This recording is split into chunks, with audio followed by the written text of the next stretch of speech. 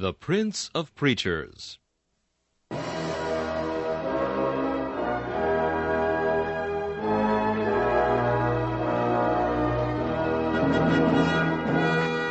Charles Haddon Spurgeon has been called England's greatest contribution to the spread of the gospel in the 19th century. One of his contemporaries said that the chief secret of Spurgeon's attractiveness was the fact that, in every sermon, no matter what the text or the occasion, he explained the way of salvation in simple terms. Spurgeon's messages remain one of the great treasure houses of Christian literature, still bringing the light of the gospel and the comfort of the Scriptures to hungry souls long after the preacher has passed into glory.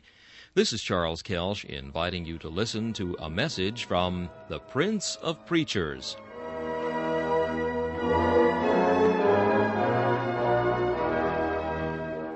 C.H. Spurgeon preached this message on February 6, 1859, at the Music Hall of the Royal Surrey Gardens.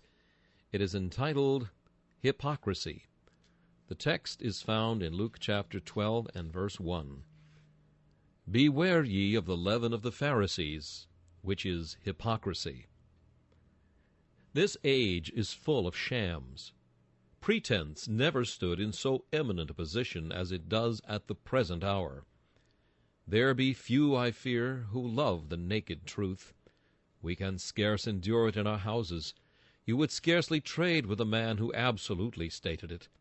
If you walked through the streets of London, you might imagine that all the shops were built of marble, that all the doors were made of mahogany and woods of the rarest kinds.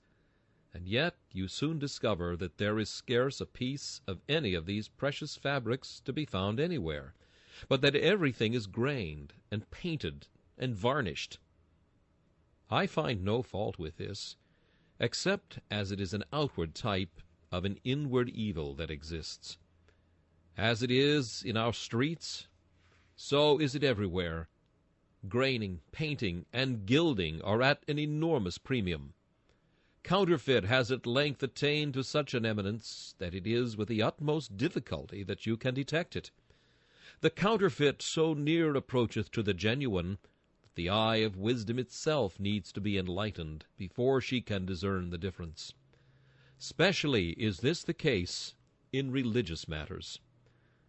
There was once an age of intolerant bigotry, when every man was weighed in the balance, and if he was not precisely up to the orthodox standard of the day, the fire devoured him.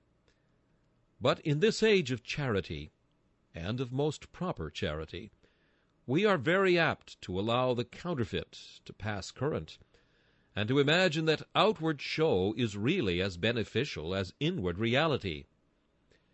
If ever there was a time when it was needful to say, Beware ye of the leaven of the Pharisees, which is hypocrisy, it is now. The minister may cease to preach this doctrine in the days of persecution. When the faggots are blazing, when the rack is in full operation, few men will be hypocrites. These are the keen detectors of impostures. Suffering and pain and death for Christ's sake are not to be endured by mere pretenders. But in this silken age, when to be religious is to be respectable, when to follow Christ is to be honored, and when godliness itself has become gain, it is doubly necessary that the minister should cry aloud and lift up his voice like a trumpet against this prevailing sin, the leaven of the Pharisees, which is hypocrisy. I am sure that every true child of God will stand at times in doubt of himself, and his fear will probably take the shape of a suspicion concerning his own state. He that never doubted of his state, he may, perhaps he may, too late. The Christian, however, does not belong to that class. He will at times begin to be terribly alarmed, lest after all his godliness should be but seeming, and his profession an empty vanity.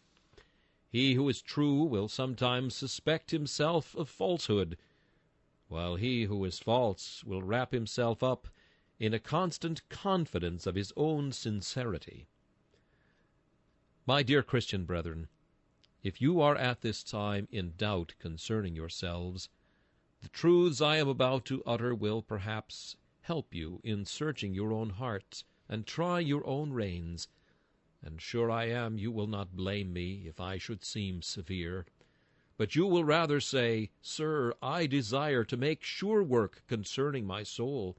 Tell me faithfully, and tell me honestly, what are the signs of a hypocrite?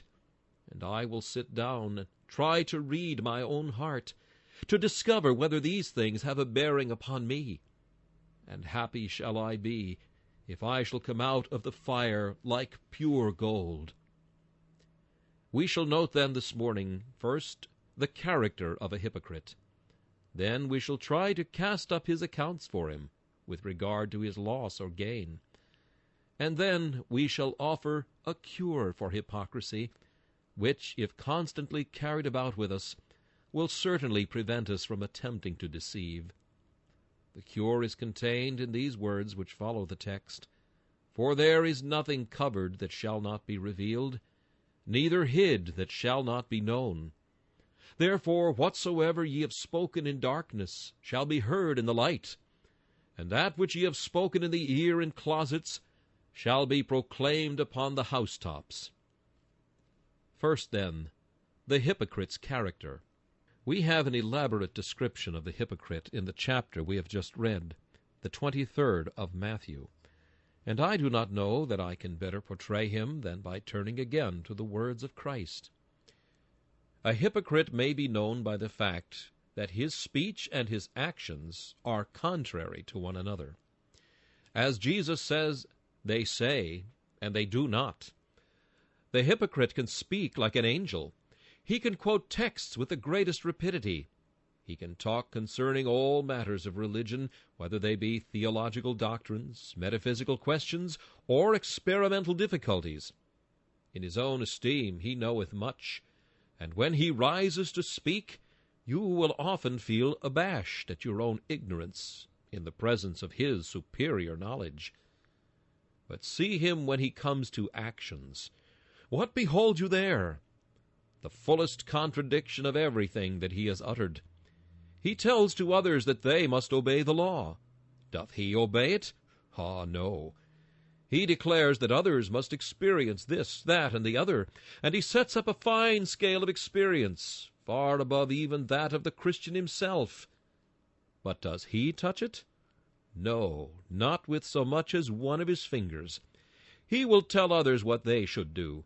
But will he remember his own teaching? Not he. Follow him to his house, trace him to the market, see him in the shop, and if you want to refute his preaching, you may easily do it from his own life. My hearer, is this thy case? Thou art a member of a church, a deacon, a minister. Is this thy case? Is thy life a contradiction to thy words? Do thy hands witness against thy lips? How stands it with thee? With a blush, each one of us must confess that to some extent our life is contradictory to our profession. We blush and we mourn over this. But I hope there are some here who can say, notwithstanding many infirmities, with my whole heart have I striven to run in the ways of thy commandments, O my God, and I have not intentionally spoken that with my lip, which I did not intend to carry out in my life. Ah, believe me, my hearers, talk is easy, but walk is hard. Speech any man may attain unto, but act is difficult. We must have grace within to make our life holy, but lip piety needs no grace. The first mark of a hypocrite, then, is that he contradicts by his acts what he utters by his words. Do any of you do so? If so, stand convicted of hypocrisy, and bow your heads and confess the sin. The next mark of a hypocrite is that whenever he does right, it is that he may be seen of men. The hypocrite sounds a trumpet before his alms, and chooses the corner of the streets for his prayers. To him, virtue in the dark is almost a vice. He can never detect any beauty in virtue, unless she has 1,000 eyes to look upon her, and then she is something indeed. The true Christian, like the nightingale, sings in the night. But the hypocrite has all his songs in the day, when he can be seen and heard of men. To be well spoken of is the very elixir of his life. If he be praised, it is like sweet wine to him. The censure of a man upon a virtue would make him change his opinion concerning it in a moment. For his standard is the opinion of his fellow creatures. His law is the law of self-seeking and of self-honoring. He is virtuous because to be virtuous is to be praised. But if tomorrow vice were at a premium, he would be as vicious as the rest. Applause is what too many are seeking after. They eschew all secret religion, and only live where men may behold them. Now, is this our case? Let us deal honestly with ourselves. If we distribute to the poor, do we desire to do it in secret, when no tongue shall tell? Are our prayers offered in our closets, where God, who heareth the cry of the secret ones, listeneth to our supplication? Can we say that if every man were struck stone blind and deaf and dumb, we would not alter our conduct in the least? Can we declare that the opinion of our fellows is not our guiding law, but that we stand servants to our God and to our conscience, and are not to be made to do a wrong thing from flattery, nor are we urged to do a right thing from fear of censure? Mark, the man who does not act rightly from a higher motive than that of being praised gives sore suspicion that he is a hypocrite. But he who will do a right thing against the opinion of every man, and simply because he believes it to be right, and sees the stamp of God's approval upon it, that man need not be afraid that he is a hypocrite. He would be a kind of hypocrite that no one has never discovered as yet. Hypocrites do their good works for applause. Is it so with you? If so, be honest.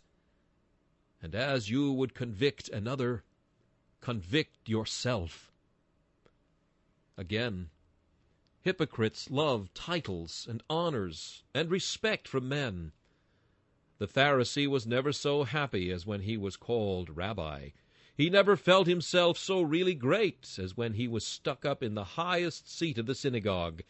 Then he must be good indeed. But the true Christian cares not for titles. It is one of the marks of Christians that they have generally taken names of abuse to be their distinctive appellations.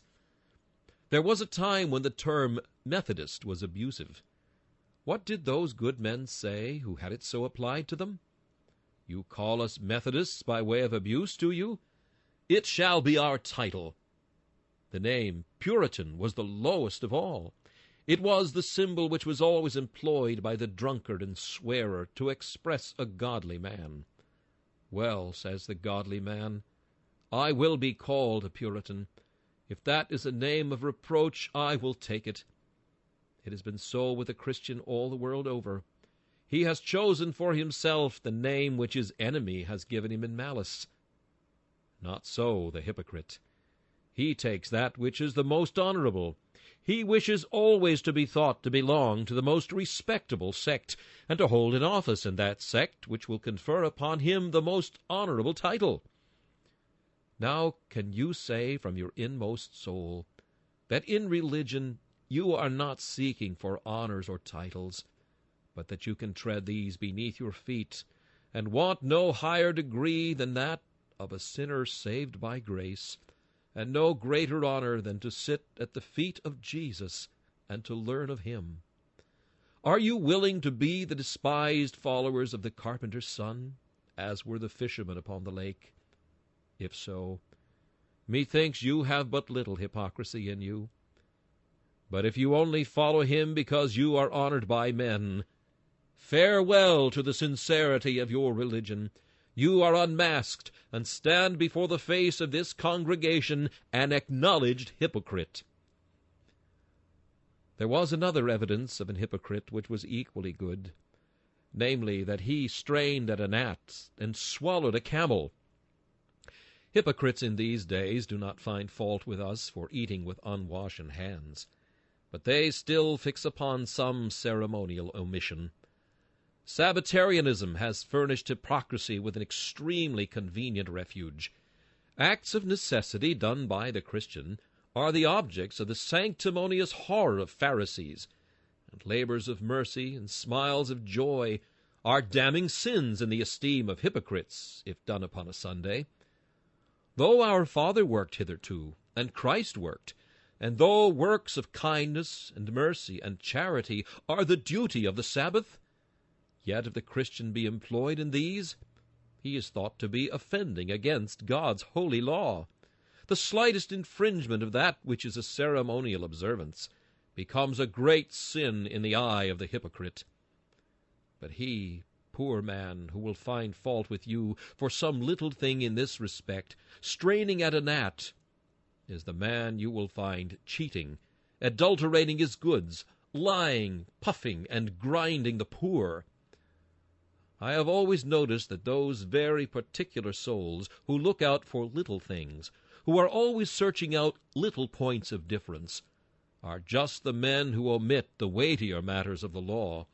And while they are so particular about the tithe of mint and anise and cummin, whole loads of tithe wheat are smuggled into their own barns. Always suspect yourself when you are more careful about little than about great things. If you find it hurts your conscience more to be absent from the communion than to cheat a widow, rest quite assured that you are wrong. The thug, you know, thinks it a very proper thing to murder all he can. But if a little of the blood of his victim should stain his lips, then he goes off to the priest and says he has committed a great sin. The blood has been upon his lips. What must he do to get the sin forgiven? There are many people of the same class in England. If they should do anything on a Good Friday or on Christmas Day, poor souls, it is awfully wicked. But if they should be lazy all the 6 days of the week, it is no sin at all. Rest ye assured that the man who strains at a gnat, but yet swallows the camel, is a deceiver. Mark you, dear friends, I like you to strain at the gnats. I have no objection to that at all. Only do not swallow the camel afterwards. Be as particular as you like about right and wrong. If you think a thing is a little wrong, it is wrong to you.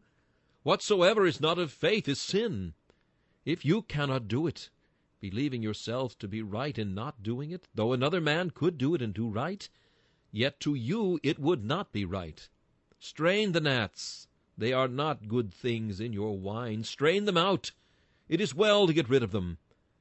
But then do not open your mouth and swallow a camel afterwards. For if you do that, you will give no evidence that you are a child of God, but prove that you are a damnable hypocrite. But read on in this chapter, and you will find that these people neglected all the inward part of religion, and only observed the outward. As our Savior said, they made clean the outside of the cup and platter, but within they were full of extortion and excess. There are many books which are excellently bound, but there is nothing within them. And there are many persons that have a very fine spiritual exterior, but there is nothing whatever in the heart. Do you not know some of them? Perhaps if you know yourself, you may discover one. Do you not know some who are precisely religious, who would scarce omit attending a single means of grace, who practice the ritual in all its forms and all its ceremonies, who would not turn aside as much as a hair's breadth from any outward command? Before the world they stand as eminently pious, because they are minutely attentive to the externals of the sanctuary. But yet they are careless of the inward matter. So long as they take the bread and wine, they are not careful about whether they have eaten the flesh and drunk the blood of Christ. So long as they have been baptized with water, they are not careful whether they have been buried with Christ in baptism unto death. So long as they have been up to the house of God, they are satisfied. It is nothing to them whether they've had communion with Christ or not. No, they are perfectly content so long as they have the shell without looking for the kernel. The wheat may go where it pleases. The husk and the chaff and the straw are quite sufficient and enough for them. Some people I know of are like inns, which have an angel hanging outside for a sign, but they have a devil within for a landlord. There are many men of that kind. They take good care to have an excellent sign hanging out. They must be known by all men to be strictly religious. But within, which is the all-important matter, they are full of wickedness. But I have sometimes heard persons mistake this matter. They say, "Ah, well, poor man, he is a sad drunkard, certainly, but he is a very good-hearted man at bottom." Now, as Rowland Hill used to say, that is a most astonishing thing for a man to say of another, that he was bad at top and good at bottom. When men take their fruit to market, they cannot make their customers believe, if they see rotten apples at the top, that there are good ones at the bottom. A man's outward conduct is generally a little better than his heart. Very few men sell better goods than they put in the window. Therefore, do not misunderstand me. When I say we must attend more to the inward than the outward, I would not have you leave the outward to itself. Make clean the outside of the cup and platter. Make it as clean as you can. But take care also that the inward is made clean. Look to that first. Ask thyself such questions as these. Have I been born again? Am I passed from darkness to light?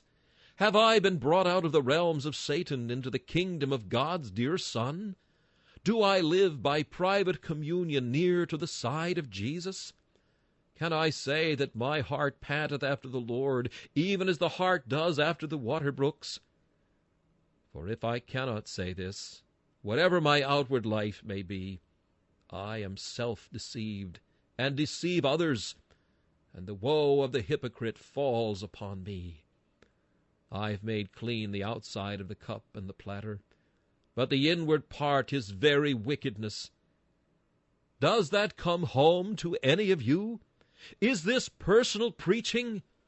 Then God be blessed for it. May the truth be the death of your delusions. You may know a hypocrite by another sign. His religion depends upon the place or upon the time of day. He rises at 7 o'clock, perhaps, and you will find him religious for a quarter of an hour, for he is, as the boy said, saying his prayers to himself in the first part of the morning. Well, then you find him pretty pious for another half hour, for there is family prayer. But when the business begins, and he is talking to his men, I won't guarantee that you will be able to admire him. If one of his servants has been doing a little something amiss, you will find him perhaps using angry and unworthy language. You will find him, too, if he gets a customer whom he thinks to be rather green, not quite pious, for he will be taking him in. You will find, too, that if he sees a good chance at any hour of the day, he will be very ready to do a dirty trick. He was a saint in the morning, for there was nothing to be lost by it. But he has a religion that is not too strict. Business is business, he says, and he puts religion aside by stretching his conscience, which is made of very elastic material. Well, sometime in the evening you will find him again very pious, unless he is out on a journey where neither wife nor family nor church can see him, and you will find him at a theater. He would not go if there was a chance of the minister hearing of it, for then he would be excommunicated. But he does not mind going when the eye of the church or any of his friends is not upon him. Fine clothes make fine gentlemen, and fine places make fine hypocrites. But the man who is true to his God and to his conscience is a Christian all day and all night long, and a Christian everywhere. Though you were to fill my house full of silver and gold, he says, I would not do a dirty action. Though you should give me the stars and the countless wealth of empires, yet I would not do that which would dishonor God or disgrace my profession. Put the true Christian where he might sin and be praised for it, and he will not do it. He does not hate sin for the sake of the company, but he hates it for its own sake.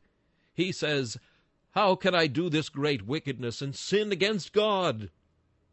You shall find him a fallible man, but not a false man. You shall find him full of infirmities, but not of intentional lust and of designed iniquity. As a Christian, you must follow Christ in the mire as well as in the meads. You must walk with him in the rain as well as in the sunshine. You must go with him in the storms as well as in fair weather. He is no Christian who cannot walk with Christ, come rags, come poverty, come contumely or shame. He is the hypocrite who can walk with Christ in silver slippers and leave him when it becomes necessary for him to go barefoot. The hypocrite's religion is like a chameleon. It takes its color from the light which falls upon it. But the Christian's religion is evermore the same. Is this true, then, of any of us? Can we say we desire to be evermore the same?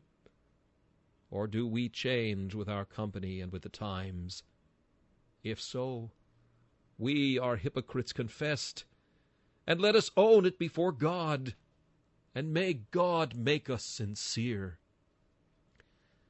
There is another sign of the hypocrite, and now the lash will fall on my own back, and on most of us too. Hypocrites, and other people besides hypocrites, are generally severe with others, and very lenient with themselves. Have you ever heard a hypocrite describe himself? I describe him thus: "You are a mean, beggarly fellow." "No," says he, "I am not. I am economical." I say to him, "You are dishonest. You are a thief." "No," says he, "I'm only cute and sharp for the times." "Well, but," I say to him, "you are proud and conceited." "Oh," says he, "I have only a proper and manly respect." "Aye, but you are a fawning, cringing fellow." "No," says he, "I am all things to all men." Somehow or other he will make a vice look like a virtue in himself, but he will deal by the reverse rule with others. Show him a Christian who is really humble, and he says, "I hate his fawning ways." Tell him there is one who is very courageous for Christ. "Oh, he is impudent," says he.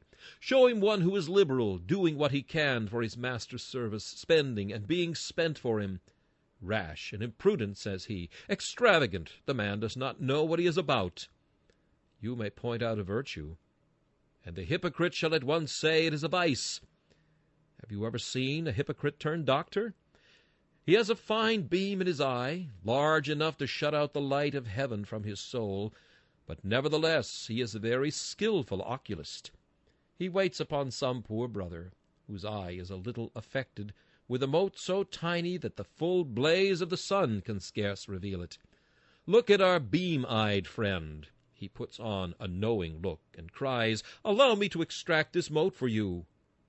Thou hypocrite, first cast out the beam out of thine own eye, and then thou shalt see clearly to cast out the mote out of thy brother's eye. There are people of that sort who make virtues in others into vices, and vices in themselves they transform into virtues. Now, if thou be a Christian, I will tell thee what will be thy spirit. It will be the very reverse. Thou wilt always be making excuses for others, but thou wilt never be making excuses for thyself. The true Christian, if he sees himself sin, mourns over it, and makes much ado concerning it. He says to another, "Oh, I feel so sinful," and the other one cries, "I cannot really see it. I can see no sin in you. I could wish I were as holy as you." "No," says the other, "but I am full of infirmity." John Bunyan describes Mercy and Christiana, and the children, after having been washed in the bath and sealed with the seal, as coming up out of the water, and being all fair and lovely to look upon. And one began to say to the other, "You are fairer than I." "And you are more comely than I," said another. And then each began to bemoan their own spots, and to praise the beauty of the others. That is the spirit of a Christian. But the spirit of the hypocrite is the very reverse. He will judge and condemn, and punish with lynch law every other man. And as for himself, he is exempt. He is a king. He knows no law, and his conscience slumbers, and allows him to go on easily in the very sins which he condemns in others. This is a very prominent mark of the hypocrite, and I question whether all of us must not blame ourselves a little here. And now we are going to cast up the hypocrite's account for him.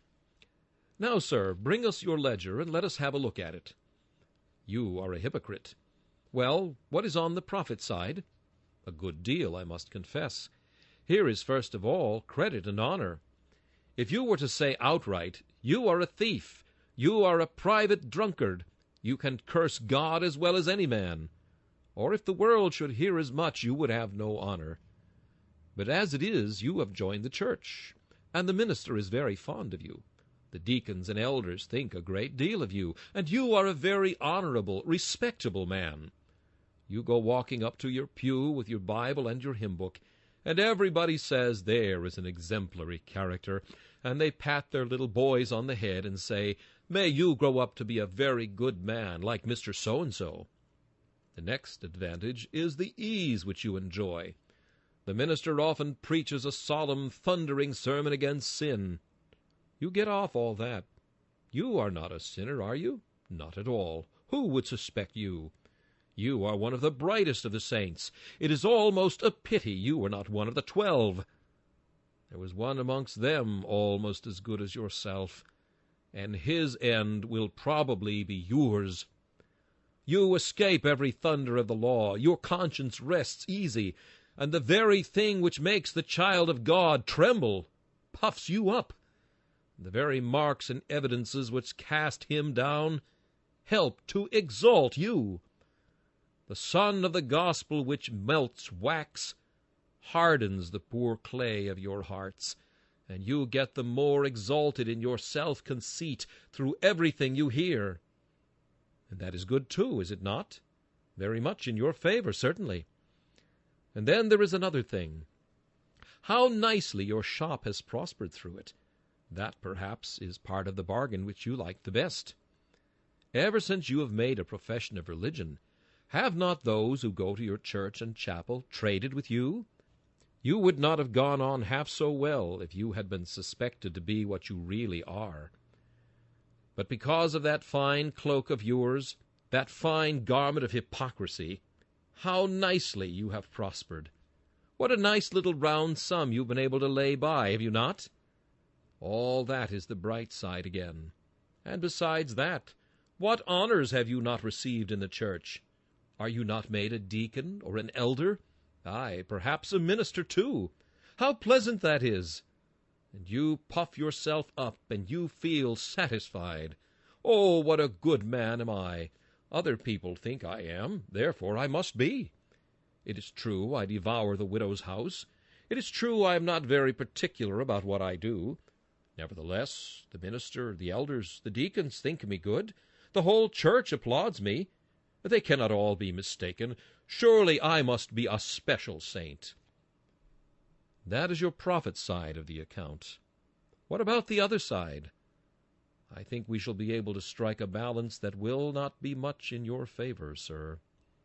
In the first place, I see a black item down here. Some of the people of the world do not think quite as much of you as you imagine.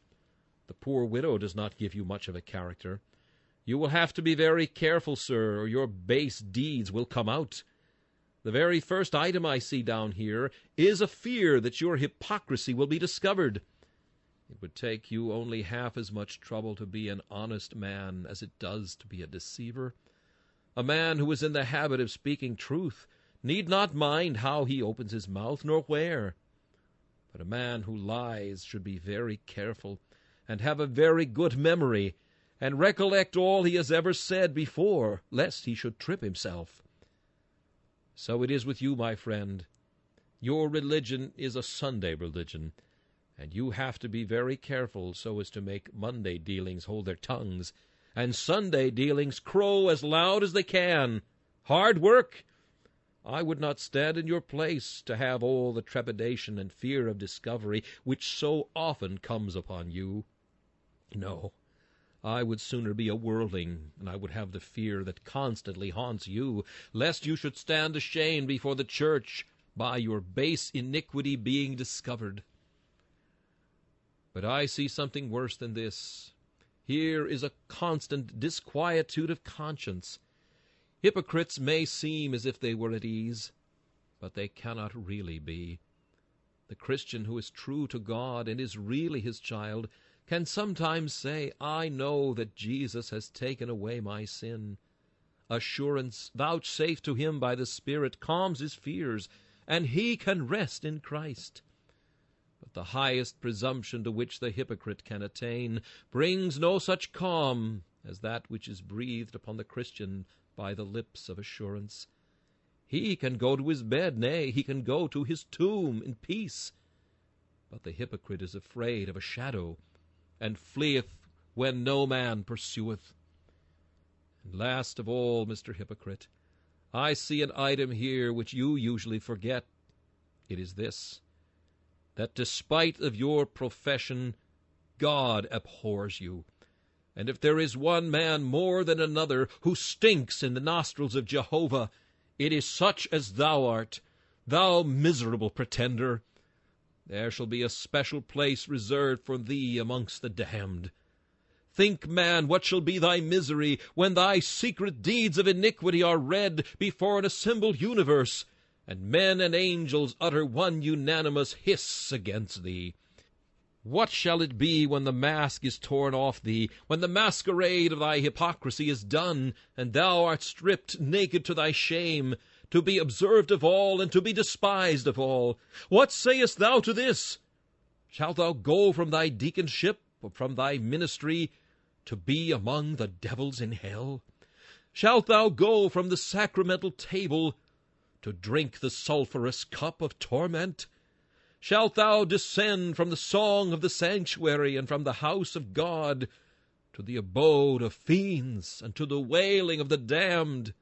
Yes, thou shalt, as sure as this word is true, if thou goest on in thy hypocrisy. Death shall find thee out, and hell shall be thy doom. For the hope of the hypocrite is as the spider's web, soon swept away. And where is he when God taketh away his hope? This, then, is the casting up of the hypocrite's account, and there is a deficit of an infinite amount. Now, for the matter of the cure of the hypocrite. What shall we say to it?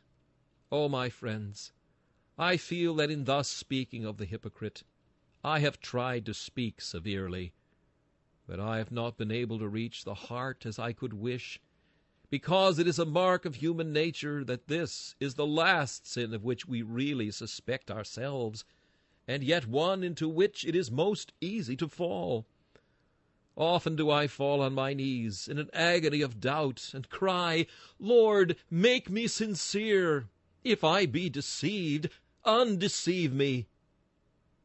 I do not think that any Christian will live long without some such seasons of anguishing self-examination. Let me put it to you today. Let no one exempt himself. You may have been professing Christians for many years, and yet you may have been hypocrites. Remember, there was a hypocrite among the apostles. So may there be among the ministers of Christ. There have been deceivers among the apostolic churches. How much more may we expect them among us? Do not look around to find them out. It is God's business, not yours, to find out hypocrites. But look at yourselves to see whether you are not one. Drive along the other day in the wind, I observed a great branch fall just in front of me. I remarked that it was rotten, and wondered within myself how long that might have been upon the tree, and yet have been rotten after all. Then I thought, oh, if the wind of persecution were to sweep through the church, should I fall off like a rotten branch? Would not many of my hearers fall off? They have been united to Christ professedly for a long time, and have spoken for him, perhaps preached for him. But if the time of trial, which shall try the earth, should come upon us again, how many of us would stand? O my hearers, do not be content to take your religion at second hand. Let it not be a superficial work. Do not think that because you have seen me and have seen my elders, and we have admitted you into the church, you are therefore all right. We have been deceived many times. It is not hard work to deceive a kind heart. I have looked into the eyes of some, and have tried to read their very soul, and yet I have misjudged. I have seen tears in their eyes while they have made a profession of Christ, and yet they have been deceivers after all, and I have been very grossly taken in. In fact, the more kind-hearted a man is, the more will human nature endeavor to impose upon him. I am certain I have used the utmost diligence to weed out of my church those whom I have suspected of hypocrisy, and greater diligence shall yet be used. But oh, do deal with yourselves, I beseech you. I will not send you to hell blindfolded if I can help it. I do not wish to be in error myself, and God forbid that I should suffer you to be deceived. Oh, if you be not true Christians, away with your profession altogether. If it be not sound work, down with it. Better to see the house tumble now, than let it stand till the rain descends, and the floods come, and the winds beat upon it in the dread eternity of the future. Oh, no. I would rather send every heart home uncomfortable than let the hypocrite sit down at ease. I would rather wound the child of God than to allow the hypocrite to escape. But now, the cure for the hypocrite. What shall we do to cure ourselves of any hypocrisy that may exist among us? Let us recollect that we cannot do anything in secret, even if we try. The all-seeing God, apprehended in the conscience, must be the death of hypocrisy. I cannot try to deceive when I know that God is looking at me. It is impossible for me to play double and false when I believe that I am in the presence of the Most High, and that He is reading my thoughts and the secret purposes of my heart. The only way in which the hypocrite can play the hypocrite at all is by forgetting the existence of God. Let us therefore recollect it. Wherever I am, upon my bed or in my secret chamber, God is there. There is not a secret word I speak in the ear of a friend, but God hears it. Do I seek out the most private part of the city for the commission of sin? God is there. Do I choose the shadow of night to cover my iniquity? He is there, looking upon me. The thought of a present deity, if it were fully realized, would preserve us from sin. Always looking on me, ever regarding me. We think we are doing many things in secret, but there is nothing concealed from Him with whom we have to do. And the day is coming when all the sins that we have committed shall be read and published. Oh, what a blush shall crimson the cheek of the hypocrite when God shall read the secret diary of his iniquity. Oh, my fellow professors, let us always look upon our actions in the light of the great outreading of them in the day of judgment. Pause over everything you do and say, "Can I bear to have this sounded with a trumpet in the ear of all men?" Nay, take a higher motive and say, "Can I endure to do this, and yet to repeat the words, 'Thou, God, seest me'? Ye may deceive men, and deceive yourselves, but God ye cannot, God ye shall not. Ye may die with the name of Christ upon your lips, and men may bury you in sure and certain hope of a glorious resurrection. But God shall not be deceived, neither by your profession, nor by men's opinion. He shall put you in the scales, And if you be found wanting, he shall cry, Away with him! He shall wring you, and if you have not the ring of the pure coin of grace, he shall nail you down forever as a counterfeit. He shall strip the mask off you. Virtue is most adorned when unadorned the most. To detect you, you shall be stripped naked, and every cloak shall be torn to tatters. How will you endure this? Will ye dig into the depths to hide yourselves? Will ye plunge into the sea to find a way of escape? Will ye cry for the rocks to hide you, and the mountains to fall upon you? In vain shall you cry. The all-seeing God shall read your soul, shall discover your secret, shall reveal your hidden things, and tell the world that though you did eat and drink in his streets, though you preached his name, yet he never knew you. You were still a worker of iniquity, and must be driven away forever. Come, let us just for 1 second reflect that we shall soon lie upon our deathbed. A few more months, and you and I shall face that cruel tyrant, death. It will be hard work to play the hypocrite then, when the pulse is faint and few, when the eye strings break, when the tongue is cleaving to the roof of your mouth. It will be in vain to try hypocrisy then. Oh, may God make you sincere, for if you die with an empty profession, you will die indeed. Oh, of all deaths, methinks the most awful is that of the hypocrite. And after death, for him to lift up his eyes and find himself lost, and forever. Oh, make sure work of it. May God give you true grace and true faith, and may we all meet in heaven. This is our earnest prayer, through Jesus Christ our Lord. Amen. This sermon, Hypocrisy, was preached by Charles Haddon Spurgeon on February 6, 1859. This is Charles Kelsch inviting you to join me again for another message from the Prince of Preachers,